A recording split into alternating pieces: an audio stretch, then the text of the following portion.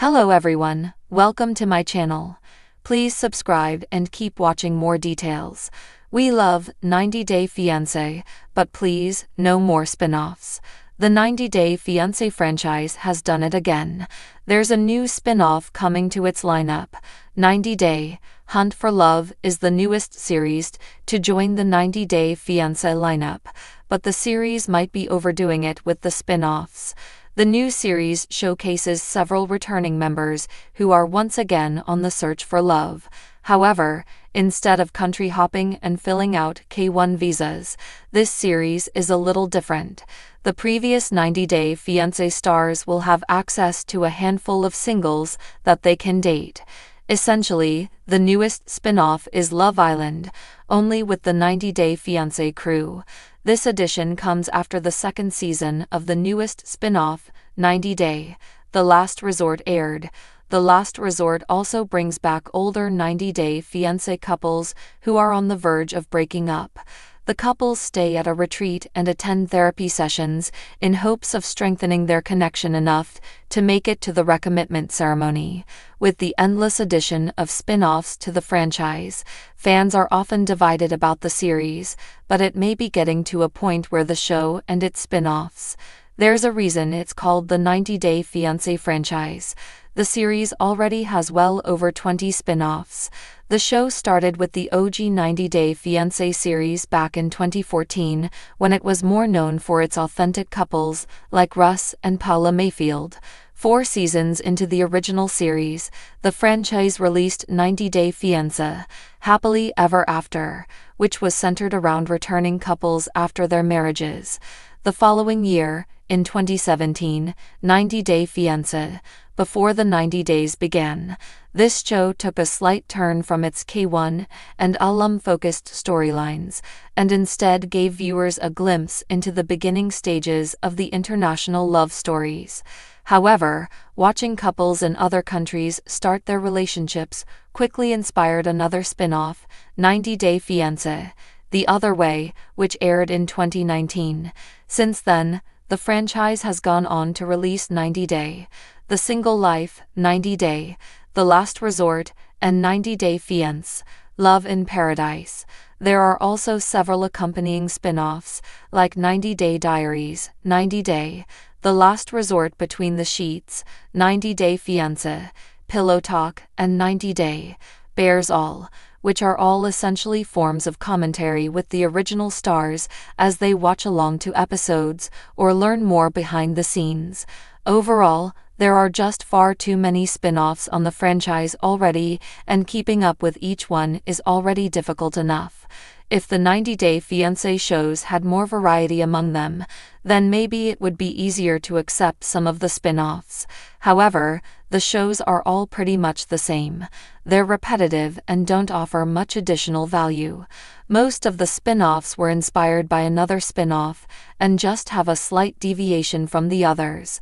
Before the 90 Days and The Other Way are essentially the same show, and couples can easily swap between the two, as has been done in the past.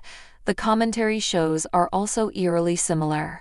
The franchise is really just a way for couples to maximize their exposure by ensuring they appear on more than one season per year, which is how it seems at this point.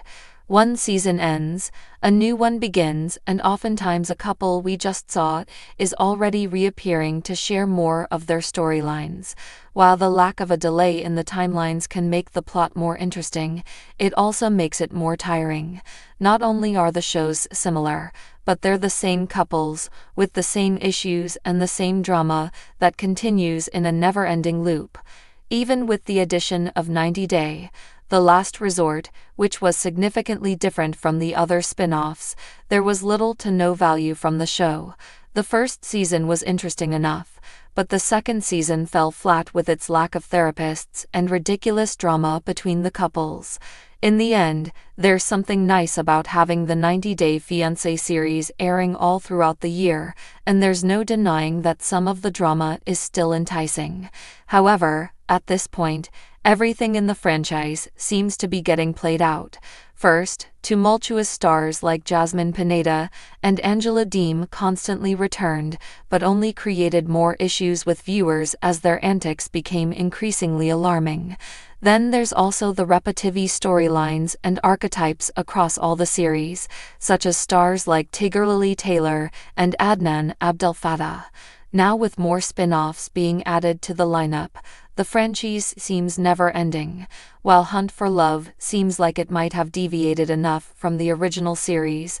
Any more spin-offs after this will likely impact the franchise much more negatively. Not in the sit-down at the kitchen table kind of way, but more like a heart-to-heart between friends who've bonded over shared guilty pleasures. Because, let's be honest, we love 90 Day Fiancé. We love it more than we probably should. We've followed couples through K1 visa chaos, culture shock, love at first sight, and love at first red flag. We've rooted for the genuinely sweethearts. We've face-palmed our way through green card chasers, catfishes, and linguistic disasters. I'm done. Cue dramatic zoom. The show is reality TV perfection, awkward, emotional, endlessly memeable. But now, TLC, we need you to listen carefully. Please, no more spin-offs. Yes, we get it, minus 90 Day Fiancé is a gold mine, but we're drowning in content. At this point, watching the franchise feels like opening a Russian nesting doll of heartbreak and confusion. One spin-off leads to another, and suddenly, we're watching 90 Day Fiancé. Before the other way of the single life, Pillow Talk Strikes Back, Season 4 Part 2. What started as a messy love story with visa implications has morphed into a sprawling empire.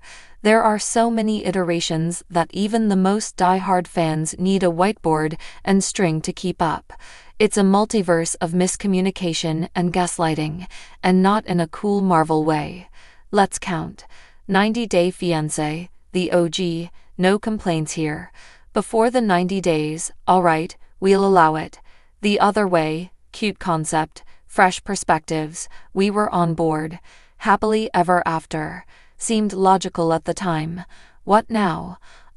Didn't we just see What Now? Pillow Talk, fine, we do like watching cast members react to their own mess. The Single Life, okay, you've stretched the definition of fiancé. Love in Paradise, we're confused, but intrigued. 90 Day Diaries, wait, is this a vlog now? HEA, Strikes Back, why are people yelling at Reddit comments? TLC, it's getting out of hand. The original magic of 90 Day Fiancé wasn't just about the drama, although the drama was chef's kiss. It was the unexpected cultural mashups, the hope, the tension, the bizarre chemistry between people from opposite sides of the world. It had a rawness, a sincerity, an "are they seriously doing this?" vibe that kept us glued to our screens. But now, the charm is diluted. When someone like Big Ed appears in more episodes than most soap opera characters, you start to wonder if this is still about love or just a long-form character study in internet fame. And don't get us wrong, we're not mad at the cast. Many of them have capitalized on their 15 minutes, turning into influencers, podcasters, and cameo superstars. Good for them. But when the same faces keep reappearing across 10 spin-offs, the mystery and anticipation vanish. We know their storylines. We know the arcs. We know the producers are stirring the pot. The editing tricks no longer feel clever. They feel repetitive. Every franchise eventually hits its saturation point. The Bachelor had to invent entirely new dating formats just to stay relevant. Keeping Up with the Kardashians morphed into a Hulu aesthetic docuseries because they, too, knew the jig was up. 90 Day Fiancé isn't there yet, but it's tiptoeing dangerously close. And spare a thought for new viewers. Imagine trying to get into the franchise in 2025. Where do you start? With David and Annie, Nicole and Ezen, Angela and Michael's 500th argument? Do you need a prerequisite? Should there be a 90 Day Fiancé 101 course at community colleges? What we're asking for isn't the end. We're not saying cancel the show. We're saying refocus. Let us fall back in love with the core idea. Two people from wildly different places trying to make love work under a tight deadline. That concept still slaps. Keep it simple.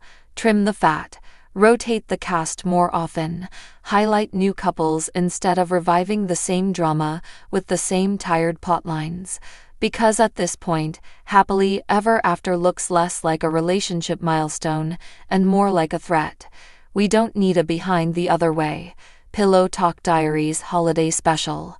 We don't want to see what Angela's doing every week until the end of time. Give us mystery again. Give us fresh train wrecks. Let us miss people before you bring them back. To paraphrase every weary 90-day partner ever, I came here for love, not all this drama. Except in our case, we do want the drama, just the right amount, the right way, from new, hopefully chaotic, star-crossed couples. So, TLC, from one fan to another. We adore this franchise. We laugh, we cry, we text our friends OMG Daddy, USEEDAT. At 11 p.m. on a Monday, you've created a cultural phenomenon, but please, for the sake of our mental bandwidth and DVR storage, no more spin-offs. We're full. We can't take another bite, but we'll always save room for the main course. Or